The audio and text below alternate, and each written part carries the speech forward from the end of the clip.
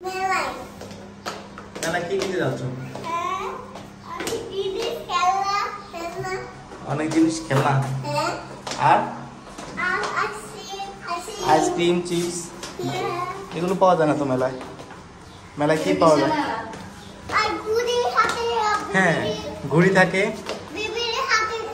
ঘড়ি থাকে, চশমা থাকে। হ্যাঁ, মাটির খেলনা থাকে। আর কি থাকে বলো তো?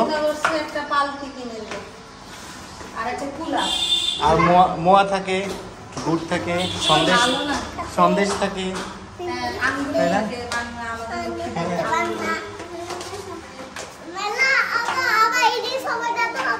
আবার ঈদের সময় দেখা হবে। আসসালামু আলাইকুম সবাইকে, আশা করছি সবাই ভালো আছেন। আমরা আল্লাহর রহমতে ভালো আছি। ছোটবেলায় মেলায় যেতেন না বা মেলায় যেতে পছন্দ করতেন না এরকম মানুষ এখন পাওয়া যাবে না। আমরা ছোটবেলায় মেলায় যেতে অনেক পছন্দ করতাম, কিন্তু এখনকার সময় তেমন একটা ওরকম গ্রামীণ পরিবেশের মেলা দেখা যায় না বা হয় না।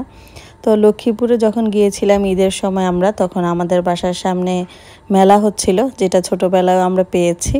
তো ইনারাকে নিয়ে গেলাম সেই মেলা দেখাতে, আর মেলা কেমন হয়, কী টাইপের জিনিসপত্র উঠে সেটাও একটু ওদেরকে দেখাবো। বলতে বলতে মেলায় ঢুকে পড়লাম। ঢুকে দেখলাম যে মাটির ব্যাংক, বিভিন্ন ধরনের পুতুল, বিভিন্ন জিনিস বিক্রি করছে। আর দেন হচ্ছে দেখলাম এই পাশে আরও অনেক ধরনের দোকান আছে। এখানে পেয়ে গেলাম ছোট ছোট প্লাস্টিকের খেলনার দোকান, যেগুলো এখন ঢাকাতেও পাওয়া যায়।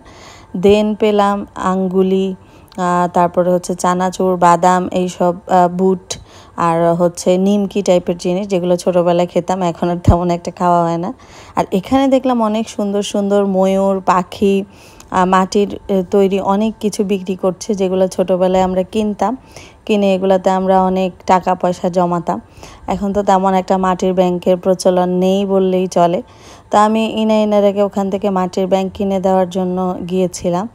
দেন সামনে একটু আগালাম, দেখলাম সামনেও আরও অনেকগুলো দোকান আছে, যেগুলো তো এরকম মাটির ব্যাংক বা বিভিন্ন ধরনের পুতুল পাখি, অনেক কিছুর শেপে মাটি দিয়ে ওরা ব্যাংক বানিয়ে রেখেছে, বিক্রি করছে। কিন্তু ইনারা এই মাটির ব্যাংক নিতে তেমন একটা আগ্রহী ছিল না, তাদের আকর্ষণ ছিল এই খেলনার দিকে।